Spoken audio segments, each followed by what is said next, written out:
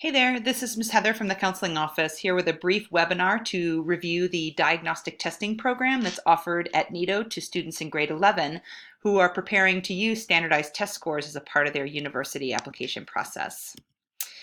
You can see on this slide here that university admissions testing, the SAT and the ACT, is really used around the world. It is the rule in US and Asia, the Asian system, which is modeled off the US, that for the vast majority of the thousands of schools that exist in the US, the SAT or ACT is required. Test optional or test flexible schools are popping up here and there, but it is still fewer than 10% of all institutions. You can see that then schools across the UK, Australia, and Canada are all accepting the ACT or ACT as a way to gain entry requirements for different programs when using things like partial IB diploma certificates, a US high school diploma, AP test scores. So these scores, which in the past were not accepted as a way to gain entry into courses across the world, they are now becoming a really important strategy if you don't have the full IB diploma. The goal with diagnostic testing, one is to break down some mythology around which test is right for you, one to make sure you understand there is a choice. There are two tests you can take that are accepted equivalently, with your goal is to take one. You don't have the time or energy or resources to put into preparing for both, sitting for both officially, and then seeing which score will be better. We are going to help you do that in a diagnostic practice format so that when you choose to prepare for a test, you will be able to focus all of your energy and resources into getting the best score you possibly can. Because you should be doing this on Saturday mornings. These exams are more than 4 hours long each and occur on Saturday mornings beginning at 7:30. We believe teenagers are better doing this on Saturdays. I think you'll agree. So now let's go into a brief overview about the differences between the exams. Mr. Lally and I are going to work with each junior who needs this as a part of their university testing plan to figure out through data and expert advice about which one to choose versus feelings, emotions, advice from a sibling, or the media. So let's talk about some key differences. And for those of you who took the pre-ACT or the PSAT in grade 10, some of these differences may be familiar. And so let's recall those. A big difference between these two exams is pacing and time management. On the whole, hands down, the SAT is better for those students who work slower because they offer more seconds per question across the exam. However, the ACT, while demanding in terms of pacing, is purportedly less quote-unquote taxing because there is a lower level of sophistication, a lower level of complexity on the information that's presented. So in fact, students may report that the ACT feels easier, although there's more material to cover. They both actually offer passage-based reading sections. You can see the differences in number of passages that are presented, the number of questions that are presented, but look at the SAT. It's a full double length, more than double in length in terms of it's not double the number of passages, it's not double the number of questions. So you can see for those of you who are strong readers and those of you who need more time to read, the SAT might be for you. There is a section called Science and only on the ACT, but please don't allow your emotions to get in the way. It is in fact a reading comprehensive section on science-related topics. It also has some quantitative kind of skill assessment based on your ability to read and interpret graphs and tables. And you all have done that in your curriculum here at NITO. The science section can be an important way students can raise their overall score, so it's worth practicing before dismissing it about whether you're good at science. Please hear me, it is not a science section, and you can get through this quite successfully without quote-unquote knowing science topics or concepts. The math has some very important differences, and here they are. They both put a huge premium on algebra. A full 30 to 40% of each exam is testing your algebra knowledge from pre-algebra to advanced algebra. The SAT throws in a bit of data analysis and probability. The ACT throws in a tad of trigonometry. But where they differ is on some of the tools that you're allowed to use in the testing format. So you can see on the ACT, the green, yes, means that you can use a calculator for every single problem, even to test your ability to do single-digit calculations. I'm very aware that many of us use the calculator as a crutch now, and we second-guess ourselves on hand or mental calculations. The SAT, a full third of the math section, does not allow a calculator. So you need to have some strength, you need to have some affinity, you have to have some confidence in your ability to do math by hand or in your head. The ACT's format is multiple choice through and through. From numbers 1 to 60, the multiple choice format does not change. The SAT provides a combination of problem formats, some of which are multiple choice, and a quarter of the problems are these grid-in problems where blank boxes are staring you in the face and you have to write in your problem. Is it a negative number? Is it a decimal? Is it an integer? Your guess is as good as mine. And you can see there that the ACT does not provide any useful formulas that you might have blanked on during the exam.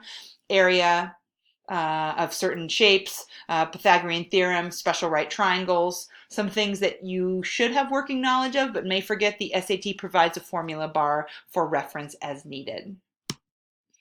They both have a American English grammar section. You can see that the SAT is more generous in its time per question, but they both present kind of the same set of like 16 grammar rules that you can easily train for in advance. The presentation feels a little different, but nonetheless, the grammar game is really the same. The ACT is quite fast-paced, as the test is in general, and that's the first section right out of the gates for those students taking the ACT. And finally, the last section that is presented for both is an essay section.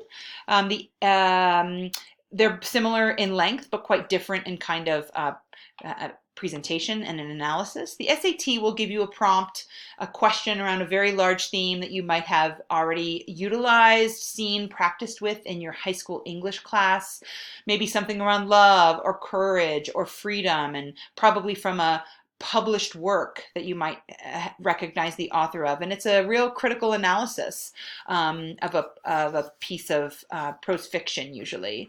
The ACT is something a bit more straightforward. They give you a provocative kind of prompt, often related to school life in high school. The statement that all students should wear school uniforms. High school students should go to school year-round. They give two perspectives on that position, and then you are invited to share your own. So students sometimes feel more comfortable presenting an argument that they generate themselves. So it's more of a persuasive opinions piece. So some of you may feel more comfortable with one or the other, but they do both offer an essay section.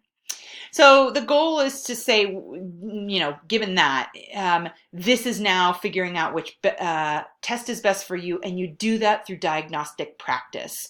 No junior should be sitting an official exam where you pay a lot of money and spend Saturday morning getting an official test score that stays with you through your university admissions process, okay? So practice testing is really important in the school setting or at home, but not in an official setting when there's a global test date. It's important to know that this is your choice. We don't force all students at NITO to do these practice exams because for some students they are not relevant. So you need to opt into this process. And any student who is remotely interested in the university process in the US, regardless of your diploma program at NITO. Any students remotely interested in Asia, regardless of your diploma program at NITO, need to be opting into this diagnostic testing process. And finally, all those students not pursuing the full IB, but IB courses or certificates, any of those students who are interested in the US, Asia, Australia, Canada, the UK, Europe, basically anywhere outside of Chile, should also opt in, because these test scores are becoming more and more useful in helping you gain admissions to courses of your choice. Here is how we are going to encourage you to diagnostically test. This is not sitting official exams. This is also not encouraging juniors to have meetings about their college process yet. Mr. Lally and I are deeply engaged with seniors applying to college. We will do a junior university night for you at the end of the semester and engage with you fully next semester, but this is just about diagnostic testing. But as I said in this last slide, if you are remotely considering these countries, that's good enough. Opt into this diagnostic testing program. You'll see that we have multiple dates between October and November, which will give you opportunities to take two kinds of exams. The pre-ACT and the PSAT are half-length official exams put out by the test makers themselves. And they're about 2.5 hours, and we are offering each of those here at NITO. The pre-ACT is offered on the 17th, and the pre-SAT is offered on the 30th. You might have done this last year. And here is where the new and improved experience is coming for the juniors. And if you do nothing else, I encourage the following.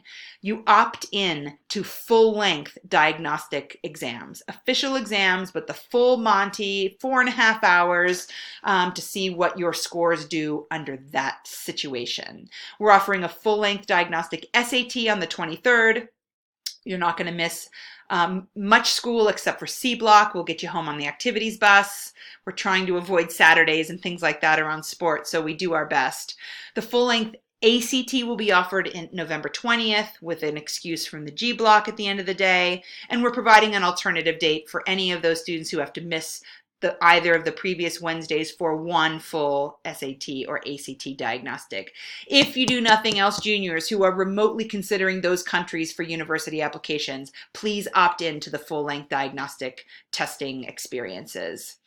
Because we are partnering with an incredible test prep company called ArborBridge, who will help do score analysis and customized lesson planning and analysis for each student who engages in this diagnostic testing program. And after you take one or both full-length diagnostic programs, you get a 2-hour one-on-one individualized tutoring session to review your results and to plan the way ahead. And then, after that, in December, you can begin studying over summer break and then into semester 2. That's all you need. So you're not hearing me say that juniors need to come have a big meeting about your college process, nor am I saying you need to start studying right now, because you still need to decide which test you're studying for. Here's a quick example of what an ArborBridge individualized score analysis will look like. It's an incredibly rich set of information to move forward, just so you're not overwhelmed to say, do I have to start from the beginning to study? Absolutely not. You figure out your strengths and how to elevate those for a better score, and how to mitigate your weaknesses, and how to focus your study so you don't feel like you have to start from scratch. The individualized program is really, really important.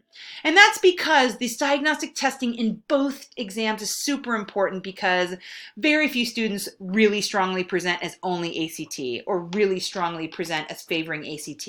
Most kids end up in this judgment call range that through your preferences for pacing or preferences for reading a certain way or preferences for doing math a certain way, that you are going to feel confident in choosing one or the other and leaving the other one strongly behind. Prepare and take one exam to get your best score. So here's the official testing timeline after the diagnostic work is done. The test dates in blue are those that we recommend juniors sit in the second semester of this academic year. If you pursue the ACT pathway, we recommend that you sit 2 official exams before junior year is over. And we hope you get the score you need. April and June. If you need one more score, there's a time in the orange in September or October you can sit as a senior. And then the SAT, March and May are our recommended dates, with a last chance in October. We are going to help you match with colleges that value your score that you get. My last parting message is this: more is definitely not more. We recommend taking the official test 2 times.